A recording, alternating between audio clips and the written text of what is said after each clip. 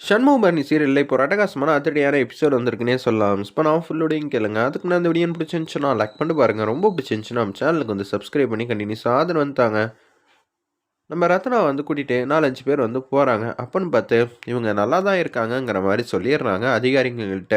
"ஓ! அப்படியா? சரிங்க." அப்படின்னு சொல்லிட்டு இவங்கள பத்தி இருக்கிற டீட்டெயில்லாம் தெரியணும்னா என்ன பண்றது? நமக்கு தெரிஞ்ச ஃபோட்டோ வந்து எல்லாருக்கும் அனுப்பிச்சு வைப்போம்னு சொல்லி, அவங்க சர்க்கிள்ல இருக்கிற எல்லாருக்கும் வந்து அனுப்பிச்சு வைக்கிறாங்க. அப்பன்னு பார்த்து நம்ம சண்முகத்துக்கு தெரிஞ்ச நண்பரோட ஃபோன்ல வந்து ரத்னா ஃபோட்டோ வந்து வந்திருக்கு. அதே மாரி ஃபோன் நம்பர் வந்தோனே, இவங்க எங்க இருக்காங்க? ஏது இருக்காங்கன்னு சொல்லி அதிகாரிங்கள்ட்ட வந்து பேசிட்டு இருக்காங்க. இன்னொரு அதிகாரி, ஓகே நான் முதல்ல இந்த விஷயத்த வந்து சண்முகத்துக்கிட்ட சொல்லிடுறேன்னு சொல்லி, சண்முகம் ஃபோன் வந்து அடிச்சுக்கிட்டே இருக்கு. அப்பன்னு பார்த்து எடுக்கவே இல்ல. நம்ம சண்முகம் சிவபாலன் தான் வந்து கால வந்து அட்டெண்ட் பண்றாரு. என்ன விஷயங்கிற மாரி சொன்னோனே, ஏன் வந்து அவர் வந்து எடுக்கல சண்முகம்?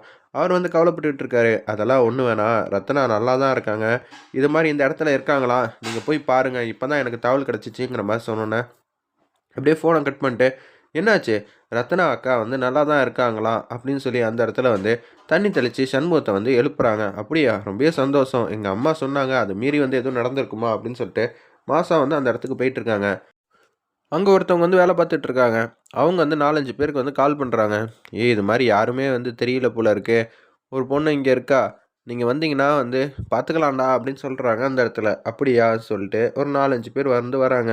நான் தான் வந்து ரத்னாவோட அண்ணாங்கிற மாரி அந்த இடத்துல வேற ஒரு பேர வந்து சொல்லிட்டு, அண்ணாங்கிற மாரி சொல்றாங்க. நாங்க வந்து இங்கேருந்து கூட்டிட்டு போயிட்டு, ஒரு சூப்பரான இடத்துல வச்சு பார்த்துக்க போறோம். அப்படி இப்படிங்கிற மாரி சொல்லி ஏமாத்துறாங்க அந்த இடத்துல. அந்த வெள்ள கலர் கோட் போட்டவங்கள. "சரிப்பா" அப்படின்னு சொல்லிட்டு கூட்டிட்டு போணுமா? இங்கேயே இருந்து பார்த்துக்கலாமே. "இல்ல சார், எங்க ஊர் வந்து தொலைவா இருக்கு. அங்க வச்சு பார்த்துக்கிட்டா தான் எங்களுக்கு வந்து கரெக்ட்டா இருக்கும் சார். இங்க அடிக்கடி இவ்வளோ தூரம் வர முடியாதுல்ல." சரி அதுவும் கரெக்ட்டு தான். சரி நான் என்ன ஏதுன்னு கேட்குறேன்னு சொல்லிட்டு, அப்படியே வந்து இவங்க கிட்ட வந்து குடுத்து விடுங்க அப்படின்னு சொல்லிடுறாங்க அந்த இடத்துல. சரி சார்ன்னு சொல்லிட்டு, அதுக்கேத்த மாரி வண்டியெல்லாம் இருக்கா? ஓகே சார் என்னால வண்டியெல்லாம் ரெடி பண்ணிக்க முடியும்னு சொல்லிட்டு, அந்த இடத்துல அவங்க வந்து சொல்லிடுறாங்க. உடனே வந்து ரத்னாவ கூட்டிட்டு போறதுக்கு என்னென்ன செய்யணுமோ அது எல்லாத்தையும் வந்து அந்த வண்டியில வச்சுட்டு அப்படியே தள்ளிட்டு வந்துகிட்டே இருக்காங்க. ரத்னாவ யாரும் பார்த்துட்டா பிரச்சனை ஆயிடும்னு சொல்லிட்டு, அப்படியே வந்து மேல வந்து வெள்ள துணியெல்லாம் போட்டு கவர் பண்ணியிருக்காங்க. ஒரு பக்கம் சண்முகம் வந்து வராங்க. "ரத்னா இங்க தான் இருக்காங்களா?" அப்படின்னு சொல்லி கேட்டோன்னே, "ஆமா சார் இங்க தான் இருக்காங்கன்னு" கீழ இருக்கிற ரிசப்ஷனிஸ்ட் வந்து சொல்லிடுறாங்க. "ரொம்பவே சந்தோஷம் முருகா" அப்படின்னு சொல்லிட்டு அந்த இடத்துல யோசிக்கும்போதே, கரெக்ட்டா வந்து அந்த தள்ளு வண்டிய தள்ளிட்டே வந்துட்டு இருக்காங்க. ரத்னாவ கூட்டிட்டு போறதுக்காக 4, 5 பேரும். அப்பன்னு பார்த்து அந்த வெள்ள கலர் கோட் போட்டவங்க வந்து நிப்பாட்ட சொல்றாங்க. சண்முகத்துக்கு பக்கத்துல வந்து தான் ரத்னா வந்து இருக்காங்க. இருப்பினும் வந்து வெள்ள கலர் துணிய வந்து போட்டிருக்கனால, அவங்களுக்கு வந்து தெரியல நம்ம சண்முகத்துக்கு. ஒரு பக்கம், "என்னப்பா நீ மாட்டும் கூட்டிட்டு போற?" "சார், என்ன சார் நீங்க தானே சார் சொன்னீங்க. அதுக்குன்னு கையெழுத்து போடாம கூட்டிட்டு போக முடியுமா? கையெழுத்து போடுயா" அப்படின்னு சொல்லி அந்த இடத்துல கேட்டோன்னே, கையெழுத்து போடலான்னு இருக்காங்க. "அப்பா முருகா, நீ தான் வந்து எப்படி இருந்தாலும் என் தங்கச்சிய நல்ல விதமா வந்து பார்த்துக்கணும்ப்பா.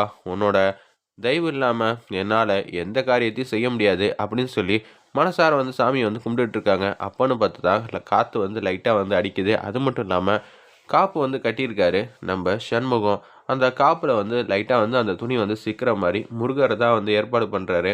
அப்படியே அவர் கையெடுத்து கும்பிடலான்னு இருக்கிறப்ப, அந்த துணி வந்து மேல போய் ரத்னாவோட ஃபேஸ் வந்து ஃபுல்லா வந்து தெரிஞ்சிருது.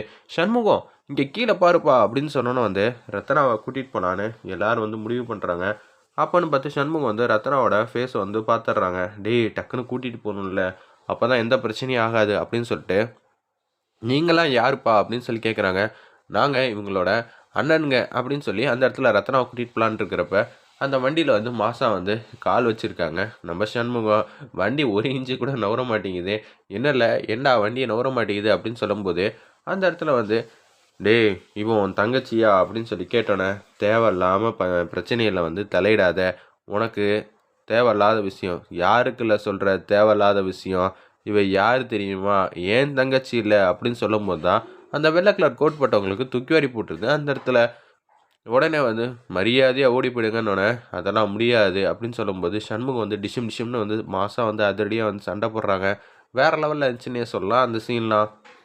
சண்டை போட்டு முடிச்சோனே அவங்க பாட்டுக்கு போறாங்க. "நீங்க தான் எப்படி இருந்தாலும் வந்து ஏதாவது பண்ணுங்க" அப்படின்னு சொல்லும்போது, "சரிங்க" அப்படின்னு சொல்லிட்டு அவங்க பாட்டுக்கு பேசிட்டு இருக்கிற மாரி காட்டி, இந்த ப்ரோமோவ அருமையா மாஸா வந்து முடிச்சிருந்தாங்கன்னே சொல்லலாம். சாமியோட காப்பு தான் வந்து ரத்னா வந்து காப்பாத்தியிருக்குன்னு சண்முகம் வந்து நம்ப ஆரம்பிச்சிடுறாங்க. "ரொம்ப நன்றிப்பா" அப்படின்னு சொல்லி சாமிகிட்ட வந்து நன்றி வந்து சொல்லிட்டு இருக்காங்க.